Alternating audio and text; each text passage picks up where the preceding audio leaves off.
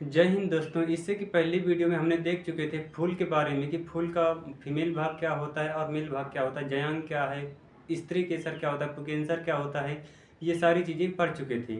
आज की वीडियो में हम पढ़ेंगे फल के बारे में। फल कितने प्रकार के होते हैं, फल का निर्माण कैसे होता है और सत्य फल क्या है, असत्य फल क्या है, ये सारी चीज़ें पढ़ेंगे। तो बने रहिए वीडियो के लास्ट में। अगर आप इससे पहले की वीडियो को नहीं देखे हो तो पहले आप उस वीडियो को देख लीजिए। वीडियो का लिंक हम डिस्क्रिप्शन में डाल देंगे। आज हम पढ़ेंगे फल के बारे में। तो फल का जो अध्ययन होता है उसे हम कहते हैं पोमोलॉजी। क्या कहते हैं? पोमोलॉजी। दूसरा क्या है कि इसका निर्माण कहाँ होता है? तो फल का निर्माण जो होता है अंडाशय में होता है। कहाँ होता है? अंडाशय में। अंडाशय क्या है? हमने कहा था निषेचन क्या है और पर परागण क्या है, स्वपरागण क्या है, इसकी वीडियो हम डाल देंगे। क्या है? देखिए निषेचन होता कैसे? निषेचन के द्वारा ही फल का निर्माण होता है। निषेचन कैसे होता है? पराग कोश से पराग कण का चलकर वर्तिकाग्र तक पहुंच जाना ही क्या कहलाता है? परागण कहलाता है। क्या कहलाता है? परागण। और परागण से क्या हो जाता है? निषेचन। निषेचन के फलस्वरूप निषेचन होगा कहाँ पर? निषेचन होता है इनमें अंडाशय पर। फूल का जो ऊपरी वाला हिस्सा होता है उसे कहते हैं वर्तिकाग्र, और जो मध्य का हिस्सा होता है उसे बोलेंगे वर्तिका, और सबसे निचला हिस्सा जो होता है उसे बोलते हैं अंडाशय। तो मेन अंडाशय में अगर निषेचन हो रहा है तो फल का निर्माण होगा। अब हम समझते हैं कि इसका काम क्या होता है, फल का कार्य क्या होता है। तो फल का मेन काम होता है बीज को सुरक्षा देना। फल का मेन काम क्या होता है? बीज को सुरक्षा देना। अब हम चलते हैं और समझते हैं कि फल कितने प्रकार के होते हैं। अब हम देखते हैं फल के प्रकार। फल बेसिकली निषेचन के आधार पर 3 प्रकार के होते हैं। कितने प्रकार के?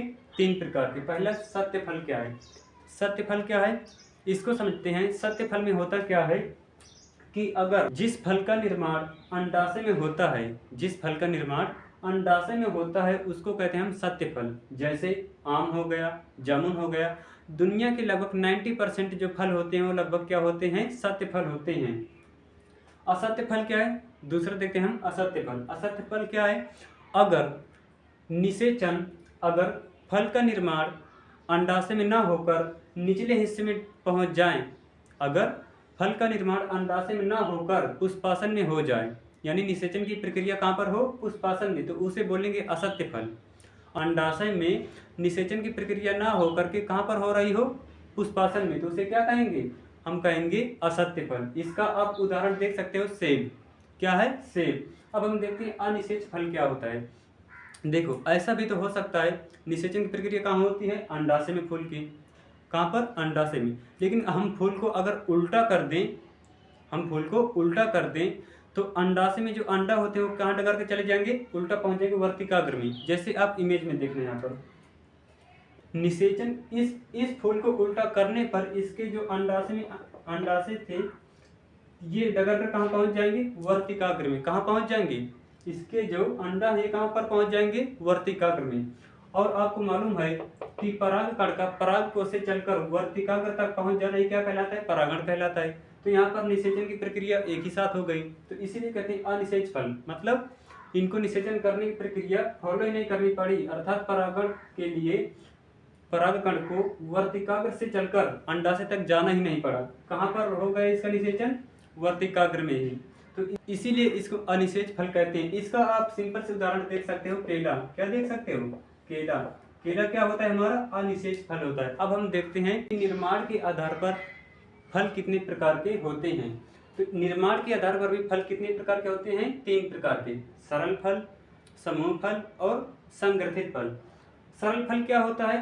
अगर एक ऐसा फल, सरल फल वे होते हैं कि एक फूल से अगर एक फल का निर्माण हो रहा है, किसी पौधे में अगर एक फूल लगा है उससे एक ही फल बन रहा है तो उसे कहेंगे सरल फल। जैसे अमरूद हो गया। अमरूद भी यही होता है कि अगर एक फूल लगा तो उसमें एक ही अमरूद बनेगा, ना कि कई सारे। तो इसीलिए क्या होता है, एक फूल से एक ही अगर फल का निर्माण हो तो उसे क्या कहेंगे? सरल फल कहेंगे। दूसरा समूह फल क्या है? समूह फल में ऐसा होता है कि फूल एक लगा है लेकिन उससे कई सारे फल लग जाते हैं। फूल एक ही हो लेकिन फल कैसे हों? कई सारे हों। एक फूल से जहाँ कई सारे फल हो जाते हैं उसे क्या कहते हैं? हम समूह फल कहते हैं। जैसे मदार आपने देखा होगा, बचपन में ऐसे देखा होगा, गर्मी के दिनों में भुआ बनकर उड़ा करता है। तो क्या होता है?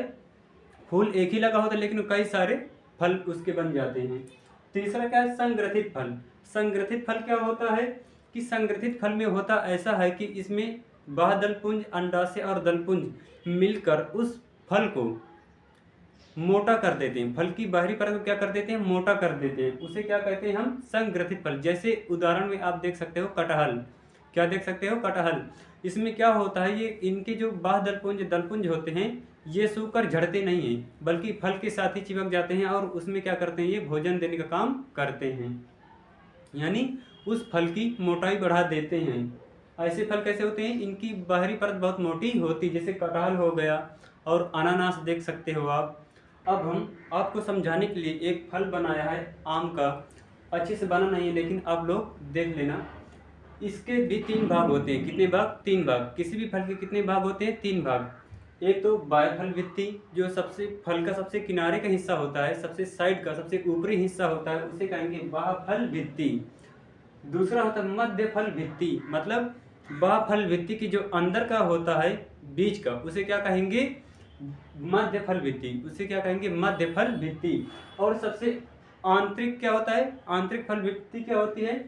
जो बीज के जस्ट सटी होती है, जहाँ पर बीजा होता है किसी फल का, उसे क्या कहेंगे? आंतरिक फल भित्ति। तो कोई भी फल होता है उसको खाने के लिए हम क्या करते हैं? अधिकांश चांस होता है कि हम मध्य फल भित्ति खाते हैं। क्या आंतरिक फल भित्ति कोई खाएगा? जैसे ये क्या है? गुठली है, तो ये क्या है? आंतरिक फल भित्ति। अधिकतर खाने के लिए क्या प्रयोग किया जाता है? मध्य फल भित्ति। आशा करता हूँ ये वीडियो आपको समझ में आई होगी। ऐसी वीडियो पाने के लिए हमारे चैनल को सब्सक्राइब कीजिए। धन्यवाद।